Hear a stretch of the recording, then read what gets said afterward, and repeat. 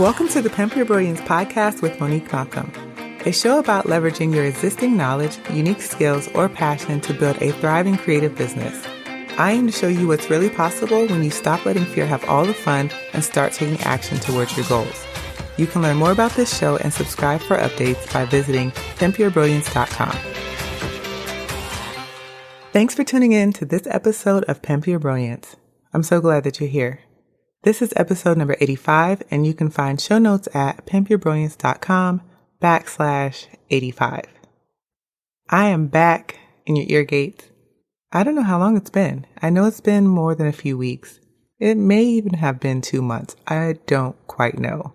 All I know is the Rona happened, sheltering in place happened, a lot has happened, and, the podcast, while I love it, it just didn't seem as important, and I was just trying to work through some other things and get myself together and just stay focused. And yeah, it kind of went to the wayside. But I'm back. I missed you. I hope you missed me. And even if you didn't, I'm still back. But yeah, this has been a weird time, and I keep telling myself I'm going to stop saying that. But can we just acknowledge one last time that things have been weird? Yes? Okay. As long as we all know this. Okay. So before we jump into today's episode, I want to tell you about a thing that I made. So have you ever taken one of those magazine quizzes to find your perfect style? Do you remember those in like 17 magazine or Glamour? And the modern version of that is like a BuzzFeed quiz where you can find which Harry Potter house you would be sorted into. Yes, you've taken that. It's not just me. Well, I have made my own quiz, and it is to help you figure out which info product you should create. It's really quick, it's easy, and you'll get a list of my favorite resources once you take it. So if you're curious about which info product you would be paired up with, and there's several options, you can take the quiz over at pimpyourbrilliance.com/quiz. Now, today's episode is one of those episodes where I'm going to give you some tough love. No, that's not tough love. I'm going to give you a kick in the pants. I don't believe in tough love. I believe in pushing people towards greatness, and there's nothing tough about that. It's all love. So I just want to do this episode to talk about 4 myths that are holding you back. Because more than ever, we need leaders. We need leaders in online entrepreneurship and creative entrepreneurship. We need better leaders in politics, but that is outside of my wheelhouse, so we're not going to go there. But we just need people to step into their power, to own their greatness, and we need a lot more women to do this. So, here's a call to action, ladies. If you're feeling inspired and spicy after this episode, then get to it. But I just want more people to do the things that they have been called to do. And I say this all the time. If the universe gave you the idea, then you are the perfect person to bring it to life. And you know how I know this is true? Because I saw somebody tweet something similar. I saw this tweet the other day, and the woman said, "You will never be given a vision that you cannot make reality." And I believe this so passionately. And so I'm making this episode for you in hopes that we can crush some of these myths, some of these excuses, some of these thought distortions that are holding you back.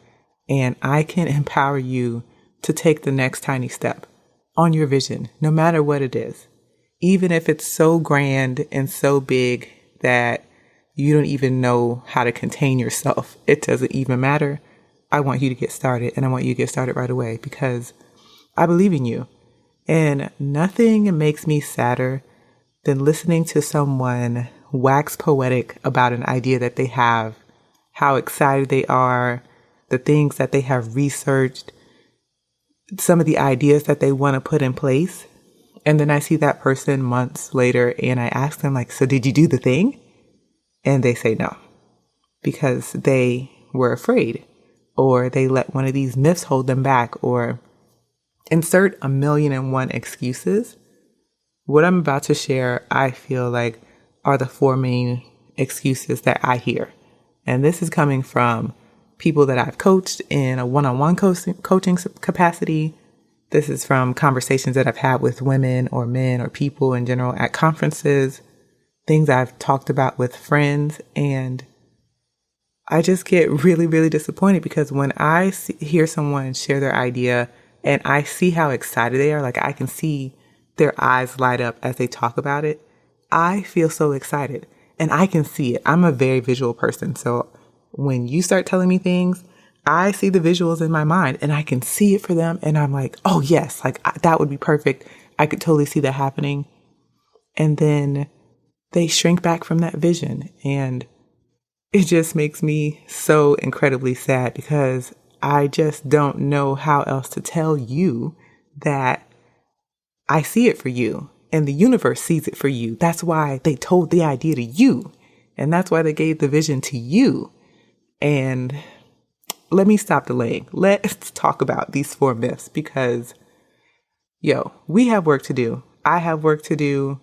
I'm looking around at a lot of things that are happening that I'm extremely unhappy with. And I know that I'm still here to make a difference. And I believe the same thing for you. And so it's time for us to step up. It's time for us to put on our big girl panties and do it. Take this action and go to the next level. So here are 4 myths that are holding you back in your creative business, maybe even your life. Let's talk about it. So the first myth is the expert myth. I'm not an expert. Have you said that to yourself? Have you thought that in your mind? Because I totally have. That is another form of imposter syndrome. It's shrinking yourself and your internal defense mechanisms going into overdrive and making you feel like, well, who are you to step up to teach this thing? Or who are you to launch this YouTube channel or this podcast or write this book, whatever it is. But here is the thing. No one is asking you to be an expert. Not a single person said that I'm only going to listen to you if you're an expert. I tell people things all the time that I'm not an expert in, okay? I give my sister parenting advice. I have one child, one single child. My sister has 6. Yet she calls me for parenting advice or to ask me what I think about things that she should do with her kids all the time. And she has 6 of them. I only have 1. No one is asking you to be an expert. If you don't believe me, Denise Duffield Thomas, she is the creator of the website Lucky Bitch, and she also wrote a book called Get Rich Lucky Bitch. She's funny. She's a money expert, and she said something that I think is so smart, and I think that it's really empowering, and maybe it will help you shift the perspective on an expert. So I want to read this quote that she wrote. She says, "I'm a contributor, not a guru. As soon as I gave myself permission to contribute to the conversation of women and money and not have to be a guru or an expert, then my business became fun. If you really care about a topic, be a contributor. Who cares if you don't know everything? You don't have to be the best to make a difference to someone." So I don't have to have 6 kids for what I say to my sister to make a difference. You don't have to be the best YouTuber in order to make a difference to someone. You have value in just the way that you are right now. And your audience is not asking you to be an expert. Your audience is asking you to share your experience. They want to see your journey through your lens. It's enough to show them what you're working on. It's enough to give them peeks and insight into how you're tackling problems that come about in your business. It's just enough to share your downfalls, like things that have happened and how you are bouncing back from that. All of that is enough. And you don't have to be an expert. As a matter of fact, you are an expert. You're an expert in your life. You're an expert in your experience. You're an expert in your journey. So if that's not expert enough, I don't know what is. So I really want you to start thinking about what an expert is. Because I think that we have built this idea of the expert, the guru in our minds, and nobody knows everything. And a lot of these people who we are looking at as experts and gurus, they have teams, they have coaches, they have copywriters, like they have people that are doing these other pieces. So they're not even expert in their entire business, maybe just a facet of it. But I really want you to think about, have you helped one person? Can you think of one person that you have helped in relation to your business, the thing that you are passionate about, the knowledge that you have? If you have been able to help one person, you have something of value to share. And that's enough. And I always say this, and I wrote this inside of the fear guide.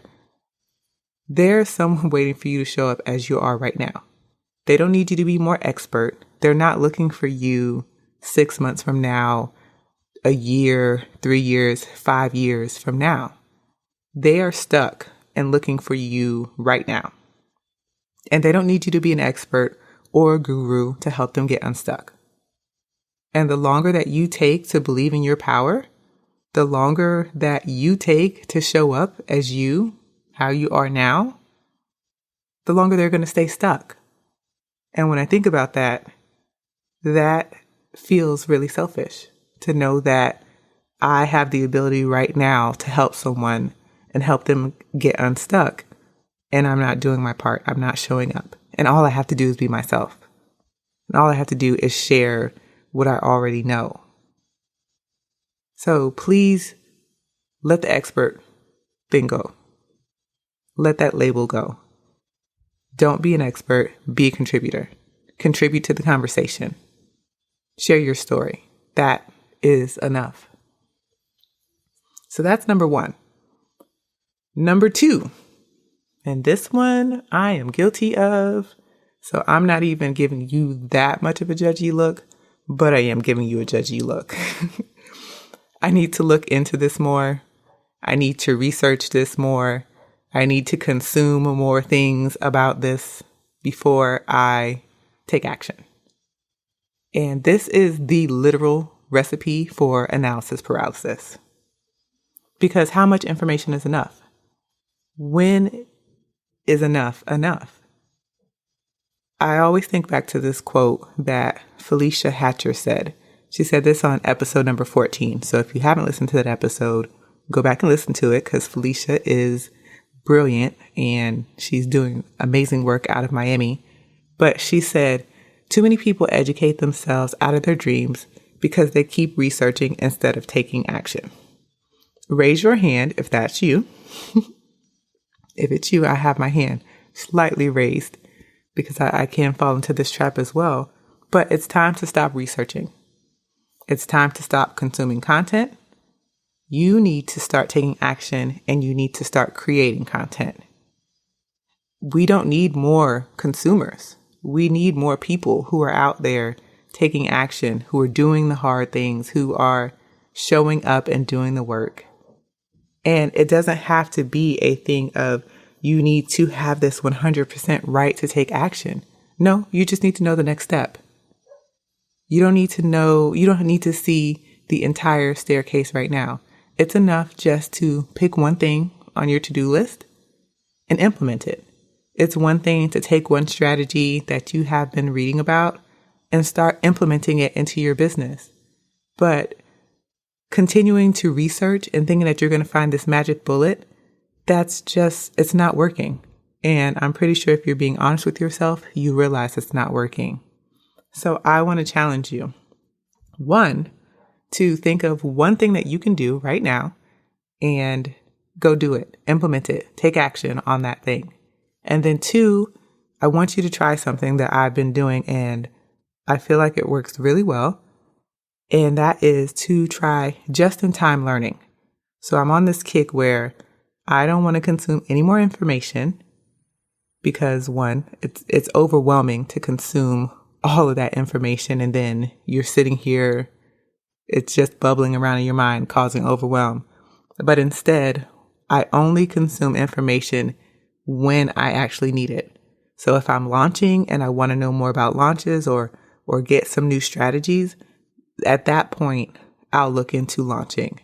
But I'm not looking into podcasting or creating courses or Instagram. Like, I'm not researching any of these things just to be researching them or consuming them or taking courses or insert what product on them.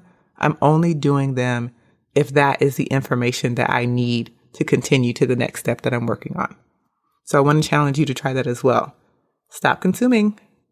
I want you to just focus on taking action. And it can be imperfect action, okay? Because once you actually take action and you start doing the thing, then you get feedback, you get data, and you can make better decisions when you have data. But until you get to that point, you're just consuming without actually knowing if what you're consuming is useful, if it's going to help you move in the direction that you want. And we don't want to do that. So stop researching yourself into analysis paralysis. So that's myth number 2, the research myth. I need to look into this more. Number 3, I can't afford it. And I want to say, before I go any further, this is a valid concern. I totally get it. There are some things that we genuinely can't afford, and that's fine. However, I also want to say that most creative businesses are bootstrapped. I've bootstrapped this business for years until I got to the point where it could pay for itself. But it's not a matter of needing money to do all of the things. You don't need to do all of the things. You don't need to put every single thing in place at one time. It's more about being strategic with your investments, strategically investing money into things that are going to either free up more time or help you earn money. But a lot of times I find that we get caught up in this bells and whistles, the shiny object syndrome. Maybe you've heard me mention something on the podcast that I use and you think, great, when he uses it, I should use it too. Possibly. But then again, maybe not. Maybe you can get by with a free alternative, or maybe you don't even need that thing at all. If you think about it, like the job of influencers, and I don't consider myself to be an influencer. However, I do have an audience, and sometimes when I recommend things, you buy it. So in that sense, I can be looked at as an influencer. But the job of an influencer is to influence people to spend money, influence people to consume things. So I believe a lot of times we look at what other people are doing and we get influenced to spend money or make investments in our business that we're not actually ready for. And that's fine. Like, every business has its time, but there are plenty of free tools. There are a lot of low cost tools that you can use to get started. I would say the only thing that I don't know that you can get, well, I won't say you can't get it for free. I will say the thing that I do encourage people to spend money on is, 1, purchasing your domain name, and 2, making sure you have website hosting for your blog or your podcast or whatever content you're creating. I definitely think that you need to have your own website. And that's one of those things that good ones are not normally free. There are free alternatives, for example, WordPress.com. And if money is super duper tight and that's all you can afford, WordPress.com will work until you don't need it anymore. But if you have a little bit of money, I do suggest website and your domain name. You buy those things, and the rest of the stuff, I promise you, you can bootstrap. You can find clever hacks. You can use a free version of. There's so many different tools. And as a matter of fact, I have an episode coming up where I'm going to share how you can create your first info product using only free tools. So we're talking about like the thing to actually create it, ways to sell it, and with spending $0. So look out for that. That's coming up really soon. But anyway, my point is, yes, you might not be able to afford to hire out a whole team to do all the things, but you can make small investments. You can Be very clever and resourceful in how you use your resources. Okay, so don't let the I can't afford it get in the way. There are ways that you can do it. And I just think a lot of times we get very tunnel vision in thinking we need all of these fancy tools and cameras and mics and whatever because we've seen somebody else use it, but that's not the case. So that's number 3, the myth of I can't afford it. And then number 4, the myth of I need a bigger audience. Is this you? Are you the person who doesn't want to launch because you feel like I don't have enough followers? I don't have enough email subscribers. I don't have enough people listening to what I have to say. You don't need to have a giant audience to start monetizing your business. You don't need a giant audience to share your message. You don't need a giant audience to start helping people. The thing about social media and just where we are right now in the online world is that you have access to so many people. You can partner with people to get in front of their audiences. You can start engaging in online communities and get in front of those audiences, but you don't necessarily need a bigger audience. And then if you start thinking about it, the logic behind that, how big is big enough? This is kind of like the guru thing or like the information thing, like how much is enough? How much is enough that you're going to feel like that is the amount, like the perfect right amount? So don't get caught up in believing you need a bigger audience. What you need to be focusing on is showing up and showing up consistently. Your job is to show up where your people are, the people that you want to help, show up in their spaces and start helping. That's what you do. That's how you start to grow your audience. But just thinking that I'm not going to do anything, I'm going to wait until I get to this magical number of people, you don't have to do that. There are countless examples of people monetizing their businesses and getting started on a great foot with a tiny audience. Sometimes that's what you need. You need that like core, tight-knit group of people that can see your vision, they love your stuff, and they start supporting you. And then a lot of times those people tell their people, and that's how you begin to grow. And if you're feeling like, yeah, I hear you, but I still need to grow my audience, it's not too late to start building your audience. And as a matter of fact, this should be something that you're doing every single day. And I encourage you to start audience building as soon as possible if you're not already doing that. But don't let the audience thing stop you. And if you are in this space where you're like, okay, I need to start building my audience, start doing that. It's really as simple as 1, deciding who you want to help. 2, become a content creator. Okay, content is an attraction tool. If you think about the way that we use pretty much everything, social media, search engines, they're all content driven. When you search in Google for questions or something that you're looking for, that's content driven.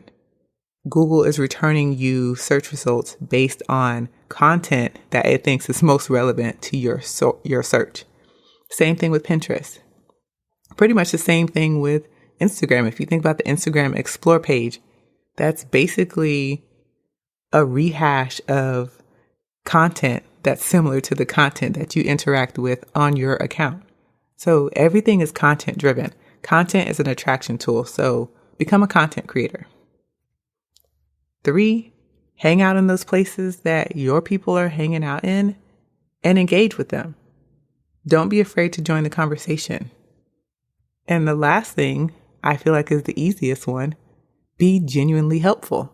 If this is the audience that you want to work with, if this is the audience that you want to serve them, help solve their problems. And I promise you, you will start to build that audience.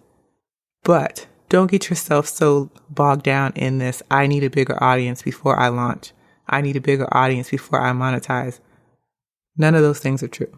You can start monetizing right now. You can start helping people right now as you're building that gigantic audience, even though you don't need that.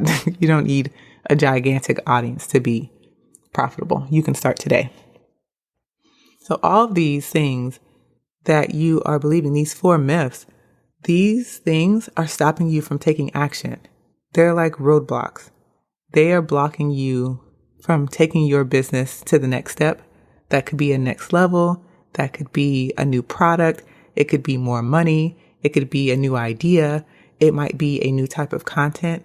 But you're being stopped before you even get started because you believe these myths. And they're toxic. They're in the way. And as I said in the beginning of this episode, I see it for you. The vision, I see it for you. And I believe that you are the perfect right person to bring that to life. But you have to get control of your belief system. You got to stop believing this BS because it's not true. Okay? You have to step up and do the thing that you're called to do.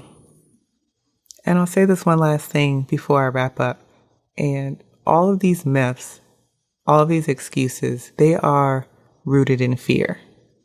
And listen, we are not about to let fear have all the fun because fear is holding you back from achieving more.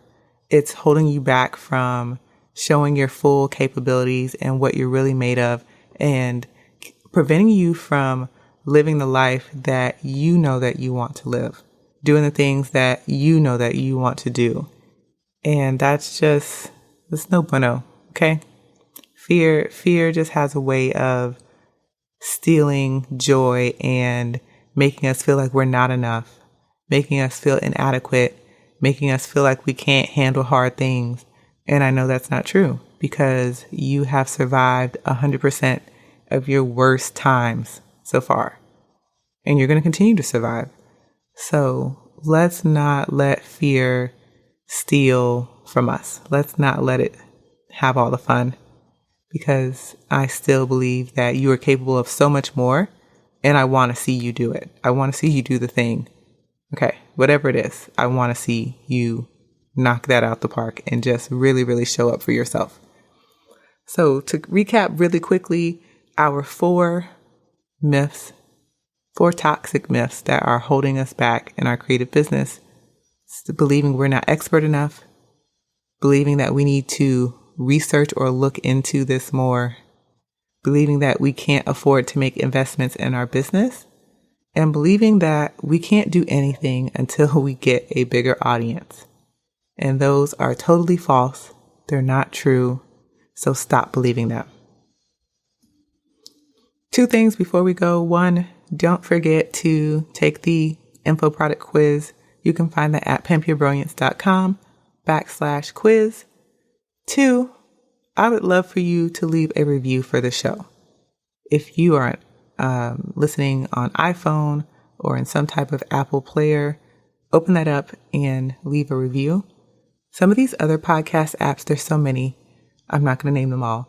But if your podcast app has the ability to leave a review, please do that. Let me know what you think about the show. Usually it's like 1 to 5 star rating. Give it a 5. Give it a 5. Gentle nudge. Give it a 5. No, I'm kidding. Rate the show honestly. Tell me, give me your feedback. Let me know what you think of the show. Let me know what you don't like about the show. I am open to your feedback because I want to make the best show possible for you. And I need to know. I need your input in order to make improvements or do more of what you like. So with that being said, until next time, you guys, go out there and pimp your brilliance.